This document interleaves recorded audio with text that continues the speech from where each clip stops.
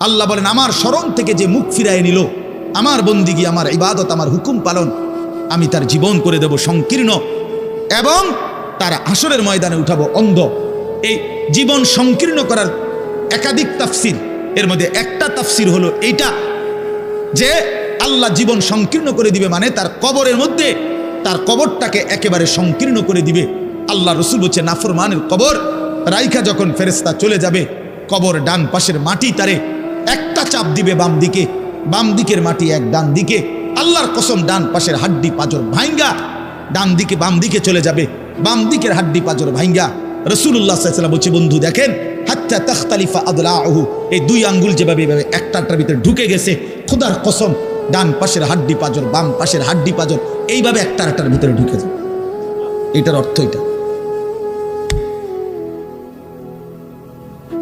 হ্যাঁ, রাসূলুল্লাহ সাল্লাল্লাহু আলাইহি ওয়াসাল্লাম একদিন হযরত বারা ইবনে আযিব রাদিয়াল্লাহু তাআলা আনহু থেকে বর্ণিত, নবীজি একদিন এক সাহাবীর জানাজা পড়তে গেছেন।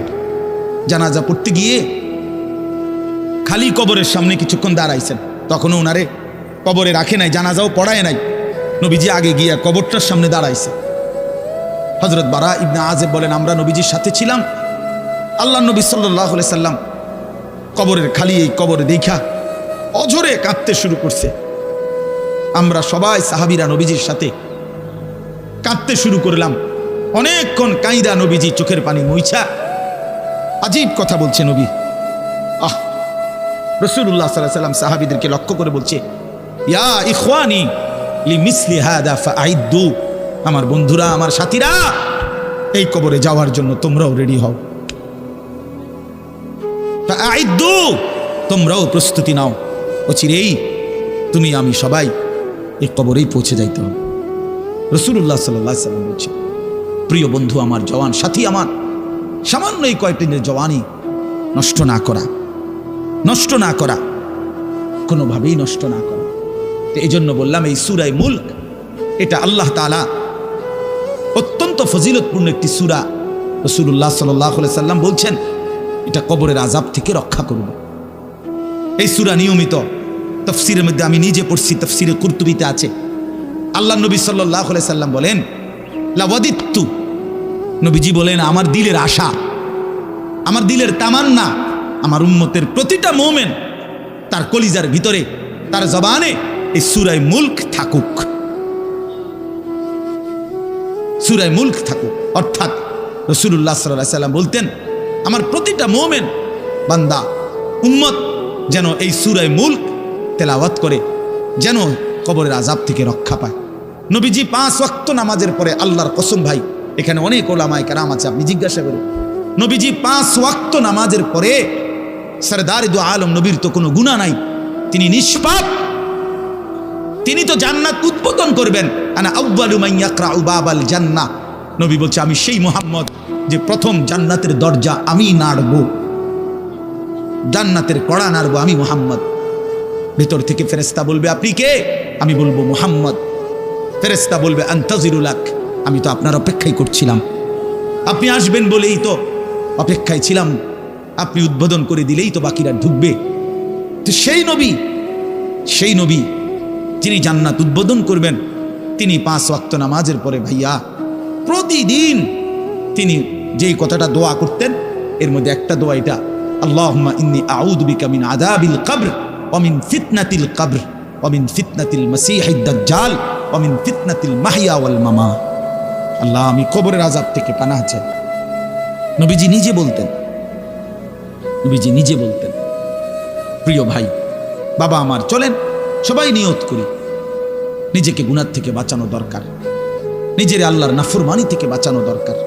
আল্লাহ তাআলা বলেন ইন্নাল্লাযীনা ইয়াখশাউনা রাব্বাহুম বিল গায়ব, আমি আল্লাহকে না দেখে আমার কথাগুলো আখিরাত সম্পর্কিত এগুলোকে না দেখে যারা আমি আল্লাহকে ভয় করে, আখিরাতকে ভয় করে, জাহান্নামকে ভয় করে, কবরকে ভয় করে, আল্লাহ বলেন তাফসীরের মধ্যে লিখছে ভয় করে মানে হলো গুনাহ বর্জন করে। কোন ব্যক্তি আল্লাহকে ভয় করে, খোদার কসম এই কথার অর্থ হলো গুনাহ ছেড়ে দেয়। যে গুনাহ ছেড়ে দেয় সে আল্লাহকে ভয় করে, যে আল্লাহকে ভয় করে সে গুনাহ ছেড়ে দেয়। কোনো নাফরমান আল্লাহকে ভয় করে না, আল্লাহকে ভয় করলে গুনাহ করতে পারে না।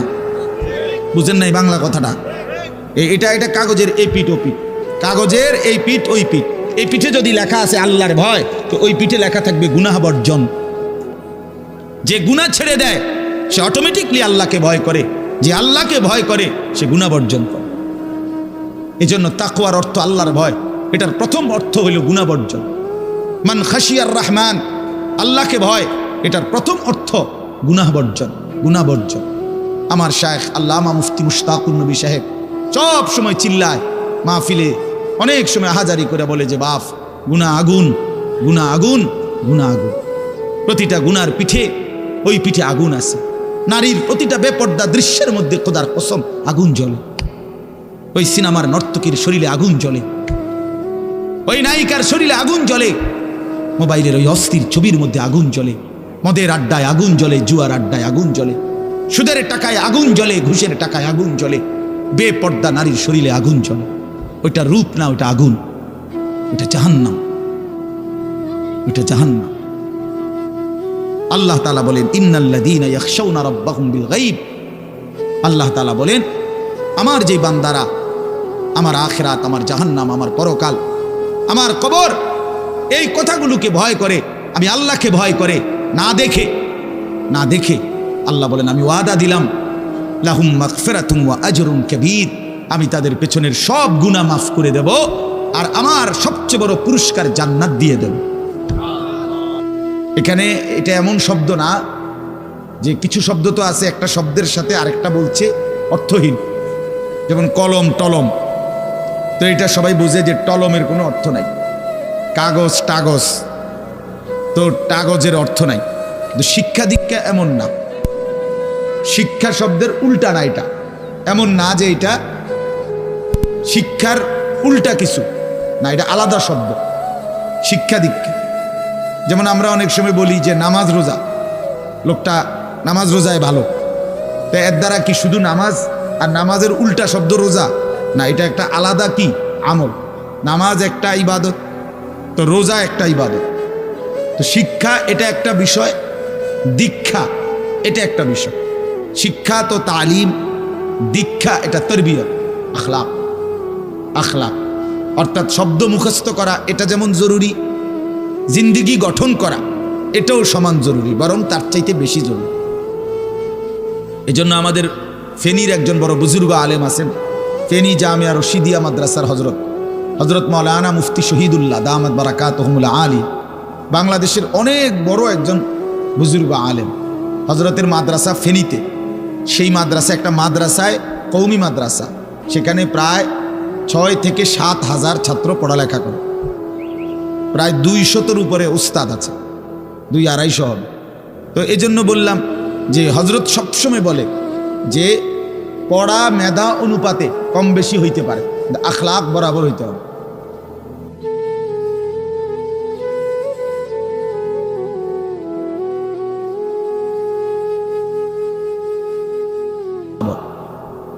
বরাবর হওয়া চাই। আমরা এটা খুব খেয়াল করি না। আজকে সবাই মনে করে বাচ্চার পড়ালেখা হচ্ছে, ঠিক আছে, পড়তেছে, যাইতেছে, আসতেছে, ছেলেটা পড়তেছে, রেজাল্ট আসছে, কিন্তু আখলাক কোথায়? যে ছেলেটা কখনোই প্রস্রাব করে টয়লেট পেপার ব্যবহার করে না, দাঁড়িয়ে বসে প্রস্রাব করার ক্ষেত্রে কোনো পার্থক্য করে না, তো তার আখলাক, তার জীবন গঠন হইল, শব্দও না মুখস্থ হইল, শব্দও না মুখস্থ হইল। যে ছেলেটা তার মোবাইলের মধ্যে রাত দিন নাচ গান ছবি জিনা ব্যভিচারের দৃশ্য অথবা শুধু শুধু অনর্থক মোবাইলটা টিপলো, তো পড়া তো মুখস্থ করলো, কিন্তু আখলাক কই হইল? আখলাক কই হইল? 3 বছরের বাচ্চার হাতে মোবাইল দিয়ে দিছে, 2 বছরের বাচ্চার হাতে অভিভাবক মোবাইল দিয়ে দিছে, মানে খামখেয়ালির এক জিন্দিগি। এক সন্তান গঠন কিভাবে করতে হয় মুসলমান তাও জানেন, তাও জানেন। বাচ্চাকে টেলিভিশনের হাতে তুলে দিছে, টেলিভিশন দেখে দেখে শেখো। বাচ্চাতে সমবয়সীদের হাতে তুলে দিছে যে সমবয়সী বন্ধুদের সাথে আড্ডা দিতে দিতে যা শেখো শেখো। এটা কখনোই কি না, নিয়ম না। রাসূলুল্লাহ সাল্লাল্লাহু আলাইহি ওয়াসাল্লাম বলছেন কুল্লু মাউলুদিন ইউলাদু আলাল ফিতরা, প্রত্যেকটি মানব সন্তান আল্লাহকে মানার শতভাগ যোগ্যতা নিয়ে পৃথিবীতে ভূমিষ্ঠ হয়। কোরআন শরীফে আল্লাহ তাআলা বলছেন ফিতরাতাল্লাহিল্লাতী ফাতারান নাসা আলাইহা, কোরআনের আয়াত। আল্লাহ তাআলা বলেন, দিন মানার পুরা যোগ্যতা দিয়েই আমি আল্লাহ মানুষকে সৃষ্টি করেছি। আল্লাহ তাআলা এমন একটি হুকুম করে নাই, এমন একটা বিষয় নিষেধ করে নাই যা পালন করার যোগ্যতা কিংবা বর্জন করার যোগ্যতা আল্লাহর বান্দার শরীরের মধ্যে নাই, এমন কোনো বিধান নেই। আমার মধ্যে রুকু করার যোগ্যতাই নাই, অথচ আমারে রুকু করতে বলছে, অথচ আমার কোমর বাঁকা হয় না, বিষয়টা এমন না। আমি সেজদাই দিতে পারি না, আমার হাঁটুও বাঁকা হয় না, কনুইও বাঁকা হয় না, কোমরও বাঁকা হয় না, অথচ আল্লাহ আমারে বললেন সেজদা দিতে। বিষয়টা কি এমন? কথা বুঝছেননি আমার কথাটা? আমারে বানাইলেন তাল গাছ, আমারে বলতেছেন সেজদা দিতে। এইটা বললে না জুলুম হইতো? এটা বললে না জুলুম হইতো? কিন্তু আল্লাহ তাআলা যতগুলো হুকুম করেছেন, যতগুলো নিষেধ করেছেন, প্রতিটা হুকুম পালন করা, প্রতিটা নিষেধ বর্জন করার 100 যোগ্যতা আল্লাহ তাআলা বান্দার শরীরের মধ্যে দিয়েছে। কোরআনুল কারীমের মধ্যে আছে, আল্লাহ তাআলা বলেন, বান্দা আমি তোমাকে বানিয়েছি নাবতালিহি, পরীক্ষা করার জন্য, আর পরীক্ষায় উত্তীর্ণ করার উপযোগী। ফাজআলনাহু সামিআন বাসীরা, আমি আল্লাহই তোমাকে শুনবার জন্য কান দিয়েছি, দেখবার জন্য চোখ দিয়েছি। তাফসীরের মধ্যে লিখছে, অর্থ হইল আমাকে মানবার পুরা যোগ্যতা সম্পূর্ণ শরীর দিয়েছি। ওযু, গোসল, নামাজ, রোজা, হালাল হারাম, পাক নাফাক সব কিছু বান্দা পালন করতে পারবে এমন যোগ্যতা দিয়ে তারে মানুষ বানাইছে।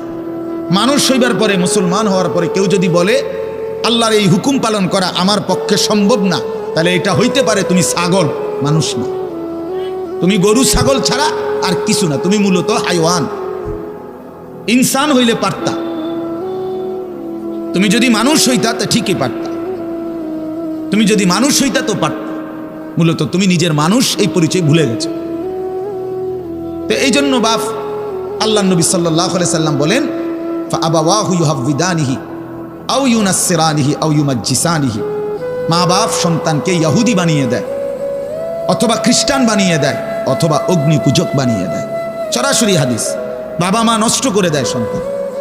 রাসূলুল্লাহ সাল্লাল্লাহু আলাইহি সাল্লাম বলছে, বাবা মা 3 বছরের বাচ্চাটা ছোট্টবেলা থেকেই ঘরে টেলিভিশন দেখে, রঙিন সিনেমা দেখে, নাটক সিনেমা দেখে, তারে এটা শিখাইবার ক্ষেত্রে কে ব্যবস্থা করে দিবে? তার মা বাপ। এ তো 3 বছরের বাচ্চা বাজার থেকে কিনে আনে নাই, টেলিভিশনে এত বড় এটা তো বাচ্চাটা আনে নাই, এটা তো তার অভিভাবক আনছে। এই 3 বছরের বাচ্চাটারে কার্টুন দেখার জন্য, গেমস খেলার জন্য এত বড় মোবাইলটা, এটা তো তার বাবাই দিছে, অথবা তার মা, তার দুলা ভাই, তার বড় ভাই, তার চাচা, এমন কেউ একজন তার হাতে তুলে দিছে। এজন্য আমি সবসময় বলি, যেই মা বাপ অভিভাবক সন্তানের, অপ্রাপ্তবয়স্ক সন্তানের হাতে এই বড় মোবাইলগুলো তুলে দেয়, এই মা বাবার চাইতে বড় জালেম আর কেউ নেই। ওরা নিজ হাতে সন্তানকে গলা টিপে হত্যা করে ফেল, ধ্বংস করে দিল, বরবাদ করে দিল, বরবাদ করে দিস। অসংখ্য অভিভাবক আমাদেরকেও তো বলে, বাচ্চা হুজুর খায় না, ঘুমায় না, বাচ্চা মোবাইল না দেখতে না দিলে খায়ও না, ঘুমায়ও না, কান্দে, শুধু কান্দে কান্দে। তার এই বদ অভ্যাস কে বানাইল? আর দ্বিতীয় কথা হলো, কান্দলে কি হয়েছে? কোনো বাচ্চা যদি কাঁদে, তো কান্দলে কি মরে যায় মানুষ? তো হেতে কান্দুক, কান্দলে কি হয়েছে? কাঁদতে কাঁদতে সে একসময় থেমে যাবে। 3 বার পরে, 4 বারের পরে সে বুঝে নিবে যে এটা আমারে দিবে না। কথা বোঝেন নাই? কাঁদতে কাঁদতে নইলে 3 বার কাঁদলো, 4 বার কাঁদলো, 10 বার কাঁদলো, একটা পর্যায়ে সে বুঝবে যে এটা আর আমারে দিবে না, এটা আমারে দিবে না। এই জন্য বাপ আমার এটা খেয়াল করা চাই। আমি এই কথাটা শুরু করছি এই কথার থেকে, যে কোরআন সুন্নাহর ইলমের জন্য, আদব জন্য। এক তো আপনি শুনলেন প্রতি সপ্তাহে জুমার বয়ান হয়, ইমাম সাহেব কইতে পারবো, ইমাম সাহেব কি কয়, আমনে আমনের মতো, হুজুর হুজুরের মতো না। এই শুধু এতটুকুর জন্য আসা যাওয়া, আল্লাহর কথা শোনা, যে কি শুনলাম কিছুই বুঝলাম না, নিজের জন্য কিছুই গ্রহণ করলাম না, এটা ইনসাফ না। আল্লাহর কোরআন জিন্দেগি বদলাবার জন্য, আমাদের জীবনের পরিবর্তনের জন্য আসছে, পরিবর্তনের জন্য।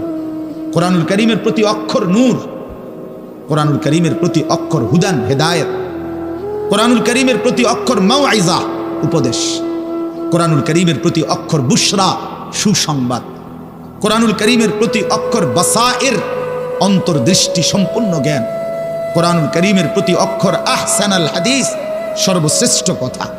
কোরআনুল করিমের প্রতি শব্দ মুতাশাবিহান, সাদৃশ্যপূর্ণ। কোরআনুল করিমের প্রতি শব্দ মাসানি, বারবার তেলাওয়াতকৃত, পাঠকৃত। কোরআনুল করিমের অসংখ্য বৈশিষ্ট্য আল্লাহ তাআলা কোরআনে উল্লেখ করেছেন। মা ফাররাতনা ফিল কিতাবে মিন শাই।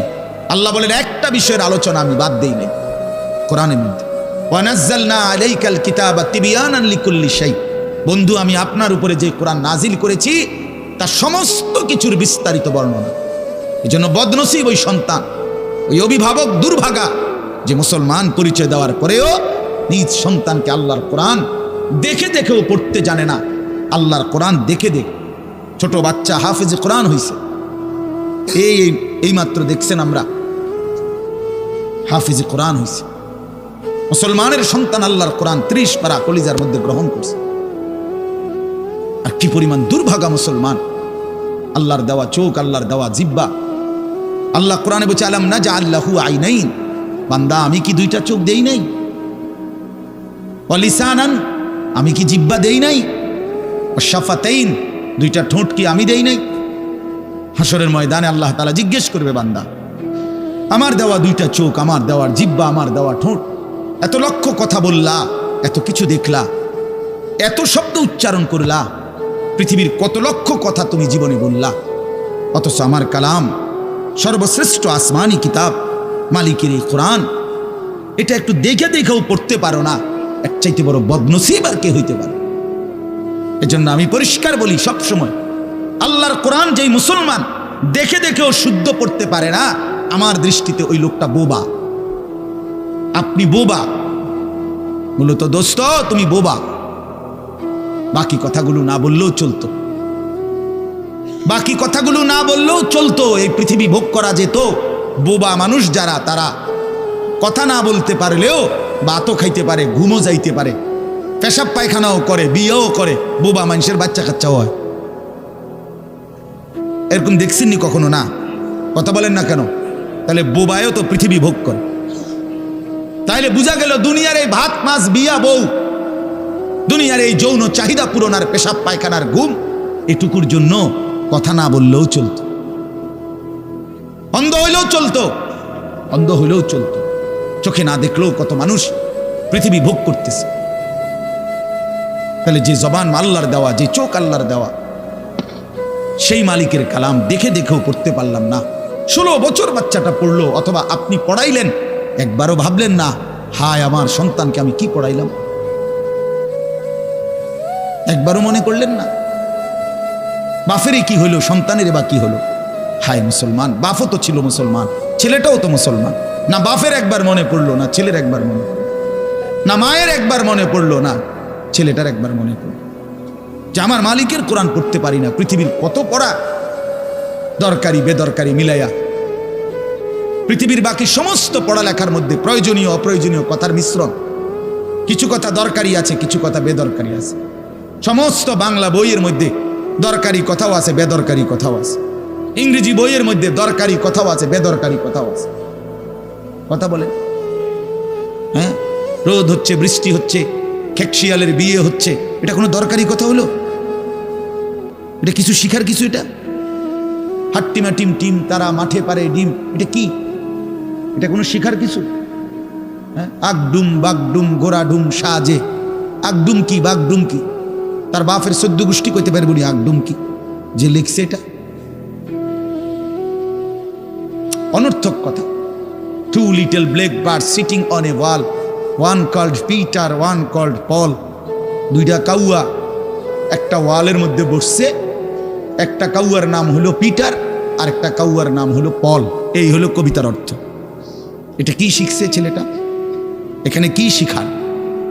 কাউয়া ওয়ালে বসলেই কি, টিনের সালে বসলে কি? কাউয়া তো কাউয়া।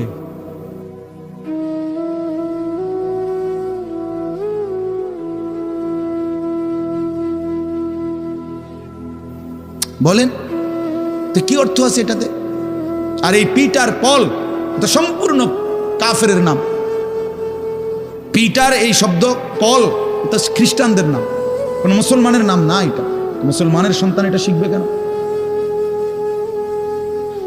উচ্চ উচ্চারণ শেখার জন্য, কিছু শব্দ শেখার জন্য।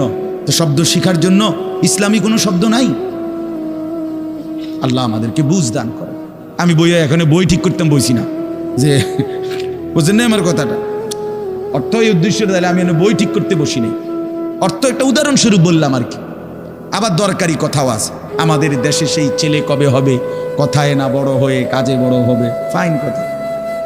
সকালে উঠিয়া আমি মনে মনে বলি, সারাদিন আমি যেন ভালো হয়ে চলি, চমৎকার কথা। ভোর হলো দোর খোলো কুকুমনি উঠোরে, এগুলো তো অন্যায়, এসব কবিতা হতো না। আমরা আমলে না ডিএমই কইতেছি, এমনকার কি আছে আমি জানি না। এগুলো আমার সময় পড়ছি আমরা ছোটবেলায় প্রাইমারিতে। যাই হোক বাপ, অর্থ হইল আল্লাহর কোরআন থেকে সন্তানকে বঞ্চিত করেন না। বঞ্চিত আপনাদের কাছে অনুরোধ, এই যে কয়জন বসছেন, জোয়ান ভাই যারা বসছেন, ভাই আমার স্কুলে পড়েন, কলেজে পড়েন, কোনো অসুবিধা নাই, ঠিক আছে। নতুন করে আবার মাদ্রাসায় ভর্তি হইতে পারবেন না, আমরাও জানি, কিন্তু কোনো একটু সময় বের করে আল্লাহর কোরআন সময় সুযোগ বের করে শেখা সম্ভব। শুক্রবারটা তো অবসর থাকেন, বৃহস্পতিবার বিকাল থেকে তো অবসর থাকেন, শনিবারটা তো অবসর থাকেন। তো একটু আল্লাহর কালাম পড়েন, কোনো একজন আলেমের কাছে, কোনো একজন মসজিদের ইমামের কাছে, কোনো একজন মাদ্রাসার উস্তাদের কাছে নিজে আলাদা একটু সময় বাইর করেন, যে আমার মালিকের কোরআন আমি একটু শুনি, আল্লাহ তাআলার কালাম শুনি। আহা, কোরআনুল কারীমের নূর, এটা যে শুনলো না, সে শুনলোটা কি? সে শিখলো কি, পড়লো কি? মজাই তো পাইলেন, কথা বলার মজাই তো হয় নাই। আমি তো অনেক সময় বলি, আল্লাহর ঘরের কালো গিলাফ আর মদিনার সবুজ গম্বুজ যে দেখে নাই, যেই চোখ, হে দেখলো কি? কালো গিলাফ যে দেখে নাই কাবার, রাসূলুল্লাহর রওজায়ে আতহারের সবুজ গম্বুজের ওই সৌন্দর্য যে দেখে নাই, যে চোখ, সে জীবনে কি দেখলো? আমার একবার মক্কা শরীফ এক লোক উমরার সময়, বাংলাদেশি এক লোক দৌড়াইয়া আমার আয়সা জড়াইয়া ধরছে, ধরাইয়া কাঁদা দিছে, বলছে হুজুর আমি আপনার এক কথার কারণে হজে আসছি, উমরায় আসছি। আমি বললাম মানে? এই কথাইটা আমি এটা শুনছি, ও আজ আপনি বলছেন যে এই চোখ কাবার কালো গিলাফ দেখে নাই, রাসূলুল্লাহ সাল্লাল্লাহু আলাইহি সাল্লামের রওজায়ে আতহারের সবুজ গম্বুজ দেখে নাই, সে দেখলো কি? আর এটা আমার দিলে লাগছে যে হ্যাঁ ঠিকই তো, আমি আর কি দেখলাম? তাই তো যেই জবান আল্লাহর নামে নিতে জানে না, মালিকের কোরআনে পড়তে জানে না, তুমি পড়লা কি মিয়া? তুমি কি গোড়ার ঘাস কাটলা মিয়া? বাকি সবগুলো পড়া না হলেও দুনিয়া চলতো মিয়া। মূর্খ বকলম, নাম দস্তখত করতে জানে না, টিপসই দেয় এমন হাজারো মানুষ দুনিয়া ভোগ করতেছে। বাড়ি গাড়ি, নেতাগিরি, মাতবুরি, ক্ষমতা, দালান বিল্ডিং, সবটা দুনিয়া ভোগ করছে, অথচ নামটাও সই দিতে জানে না। এমন নাই? বলেন না এমন নাই? তো সে কোন যোগ্যতায় দুনিয়া ভোগ করছে? সে কিভাবে দুনিয়া ভোগ করতেছে? যদি বলেন সে সমাজে তার কোনো মান সম্মান, আরে না মিয়া, বহুত নেতাদের মাতবর সমাজের, সে তো মূর্খ, টাকার জোরে ক্ষমতা দেখাচ্ছে, এমন মানুষ নাই? তো তাইলে এই জন্য বাপ আবারও অনুরোধ করছি আমি, অর্থ হলে অপমান করা না, জেনারেল শিক্ষা নিষেধ করা না। আমি তো কুমিল্লা ভিক্টোরিয়া কলেজ থেকে মাস্টার্স পাস করছি, সায়েন্স বিজ্ঞান বিভাগ থেকে দাখিল পাস করছি। এর মানে এটা বাদ দিতে বলতেছি না, বাদ তো আমি দিছি না, বাদ আপনি দিছেন। কথা বুঝেন নাই? বাদ আপনি দিছেন, আল্লাহর কোরআন বাদ দিছেন, রাসূলুল্লাহ সাল্লাল্লাহু আলাইহি সাল্লামের সুন্নাহ বাদ দিছেন। এতগুলো পড়ছেন, ধন্যবাদ আপনাকে। এটা পড়লেন না কেন? এতগুলো শিখতে পারলেন, এত লক্ষ টাকা খরচ করতে পারলেন, 4 বছরের মেডিকেলের জন্য, 6 বছরের মেডিকেলের জন্য এক বাপ তার ছেলেটার জন্য, মেয়েটার জন্য কত লক্ষ টাকা খরচ করছে, তার কোনো কুল কিনারা আছে মিয়া? তো আপনি পড়ান, কোনো অসুবিধা নাই, কিন্তু আপনি আপনার বাচ্চাটাকে আল্লাহর কোরআন থেকে বঞ্চিত করলেন কেন? নামাজ থেকে বঞ্চিত করলেন কেন? 2টা সূরা পড়তে জানে না, একটা আত্তাহিয়াতু শুদ্ধ করে বলতে পারে না, একটা দোয়ায়ে কুনুত পড়তে জানে না। একজন মুসলমান বেটা, 40 বছর বয়স, লজ্জা থাকা উচিত বেটা, ওই বেটা শরম থাকা উচিত বেটা। কার জমিন খাইতেছো, কার আসমান ভোগ করছো, কার দুনিয়া ভোগ করতেছো? এত বড় মালিকের আসমান ও জমিন ভোগ করে সেই মালিকের সেজদাটাও ঠিক মতো দিতে জানে না, সেই মালিকের নামটাও পড়তে পারে না। এর চাইতে লজ্জা আর কি হইতে পারে বলেন বাবা? অপমান কি হইতে পারে? আল্লাহ আমাদেরকে বিবেক দান করেন, আল্লাহ আমাদেরকে বিবেক দান করেন। বিবেক থাকা চাই, বিবেক থাকা চাই। কোরআনুল কারীমের মধ্যে আছে, আল্লাহ তাআলা বলছে, একটা সাংঘাতিক কথা আছে কোরআন শরীফে, ফাবিআইয়ি হাদিসিন বা'দাহু ইউমিনুন। আমার দিল নড়ে কোরআনের এই আয়াত শুনলে, কলিজা সুদ্ধা কাইপা ওঠে। আল্লাহ তাআলা কোরআনে বলছে, এই 29 পারার মধ্যেই আছে, সূরা মুরসালাতের মধ্যে আল্লাহ তাআলা বলে, বান্দা 23 বছরে আমি আমার রাসূলের কাছে এই সর্বশ্রেষ্ঠ কিতাব নাজিল করলাম। আমার সবচেয়ে শ্রেষ্ঠতম কথাগুলো আমি তোমাদের জন্য দিলাম। বান্দা, এর চাইতে আর দামি কোন কথা বললে তোমরা আমার কথা মানতা? বুঝেন নাই? ফাবিআইয়ি হাদিস, ফাবিআইয়ি হাদিস। আল্লাহ বলছে, বান্দা এরপরে আর কি বললে? এর চাইতে দামি কথা আর কোনটা বললে? আর কোন কিতাব নাজিল করিলে? আর কেমনে বললে? ফাবিআইয়ি হাদিসিন বা'দাহু ইউমিনুন। আর কিভাবে বললে বান্দা ঈমান আনতা, বিশ্বাস করতা? আকিমুস সালাহ, আকিমুস সালাহ 80 বারের চাইতে বেশি বলছি আমার কোরআনে। আর কতবার বললে আমারে সেজদা দিতা? ইত্তাকুল্লাহ, ইত্তাকুল্লাহ বারবার বলেছি, আল্লাহকে ভয় করো। আর কতবার বললে বান্দা আমারে ভয় করতা? কতবার বলছি? আল্লাহ বলবেন। রাসূলুল্লাহ সাল্লাল্লাহু আলাইহি সাল্লাম বাপ আমার, বন্ধু আমার, নওজোয়ান সাথী আমার, মনে রাখবেন, বিশ্বাস করেন, রাসূলুল্লাহ সাল্লাল্লাহু আলাইহি সাল্লাম হাসরের ময়দানে অসংখ্য উম্মতকে জিজ্ঞেস করবে। এই আমলনামা যখন দেখবে, প্রত্যেকটা উম্মত তার নিজ নিজ আমলনামা, রাসূলুল্লাহ সাল্লাল্লাহু আলাইহি সাল্লাম দেখবেন। এই আমলনামা দেখে নবী জিজ্ঞেস করবে, উম্মত 23টা বছর একটানা আমি কেঁদেছি, উম্মত 23 বছর তোদের জন্য আমি কেঁদেছিলাম। এমনও রাত গেছে, সারা রাত উম্মতের জন্য আমি কেঁদেছি, সারা রাত দোয়া করছি উম্মতের জন্য। তায়েফের পাথরের আঘাতে পিঠ চালনির মতো ছিদ্র বানায় ফেলছি। পেটের কষ্টে, ক্ষুধার কষ্টে 14 দিনের চাইতে বেশি পেটে 2টা পাথর বাইদা ক্ষুধার কষ্ট হজম করছি। উহুদের দান শহীদ করা রক্তে আমি বেহুশ হয়ে আমি পড়েছিলাম। সেই নবী আমি আর কত কাঁদলে, আর কত রক্ত ঝরাইলে উম্মত তুমি আমার কথা মনে করতা? তুমি আমার কথা ভাবতা? সাল্লাল্লাহু আলাইহি ওয়াসাল্লাম যখন এটা জিজ্ঞেস করবেন, তখন কি জবাব হবে বাপ? বলেন, ইনসাফের কথা বলেন। কি মনে করছেন? সুপারিশ? হাসরের ময়দানের সুপারিশ মানে কি? মুখে বিড়ি, সিগারেট, চেহারায় রাসূলুল্লাহ সাল্লাল্লাহু আলাইহি ওয়াসাল্লামের সুন্নাত নাই, 50 বছর ধরে সুদের লেনদেন, কোনো দিন 5 ওয়াক্ত নামাজ আদায় করেন নাই, স্ত্রী বেপর্দা, ঘরের মধ্যে প্রতিদিন রঙিন টেলিভিশন চলতেছে। এই অবস্থায় কবরে যাইবেন, আর হাসরের ময়দানে দাঁড়াইলেই নবীজি সুপারিশ করে আপনারে বেহেশত দিয়ে দিবেন। বিষয়টা মামুর বাড়ি না,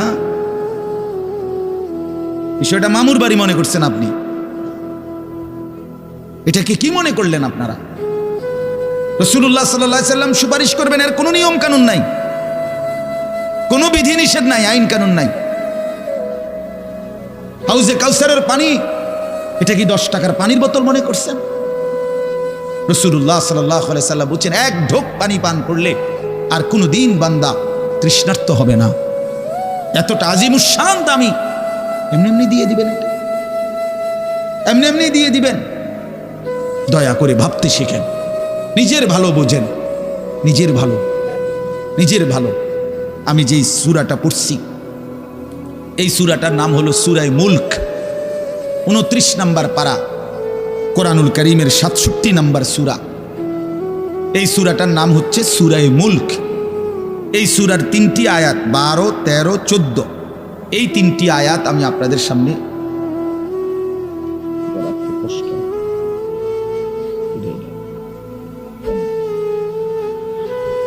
এই 3টি আয়াত আমি তেলাওয়াত করছি। এই আর অল্প একটু সময়ের মধ্যে আমি আপনাদের সামনে এই 3টা আয়াতকে সামনে রেখে কয়েকটা আর কথা বলতে চাই। প্রথম কথা, আপনারা রাগ হইয়েন না আমার, আমি আপনাদেরই অঞ্চলের মানুষ, এখন আপনারাও আমার, আমিও আপনাদের। আল্লাহর কোরআন শিখেন। আমার কথা হলে আমি বলি না যে সবাই সব জেনারেল পড়া বন্ধ করে দেন, অর্থগুলো আপনি একটু সময় বাইর করেন। কথা, যারা চাকরি করেন, ব্যবসা করেন, বুড়া মানুষেরও অনেক বয়স্ক লোক কইলে হুজুর না আর কইয়া লাভ নাই, এই বয়সও নাই, বিড়ি খাই না বয়স আছে। হ্যাঁ মাশাআল্লাহ, বিড়ি খাইতে কইলে চা দোয়ানে গপ মারুন না, বয়স ঠিকই রয়েছে অন। হ্যাঁ এখনো টেলিভিশন 3 ঘন্টা চাইতে কইলে মাশাআল্লাহ কাকুর শরীরে বল আছে। মানুষের বেডির নাচ দেখবো, এতে কোনো লজ্জা শরম নাই। দুনিয়া ভোগ করতে বললে ভাত খাইছে মাত্র, এখন যদি বলেন আবার আপেল খাবেন নি, হদ পেঁয়াজু খাবেন নি, চা দোকানে গেছে আর আবার খাবে। দুনিয়া পুরাটা ভোগ করবে, 90 বছরেও দুনিয়া ফুরায় না, 90 বছরেও আখেরাত মনে পড়ে না। আফসোসের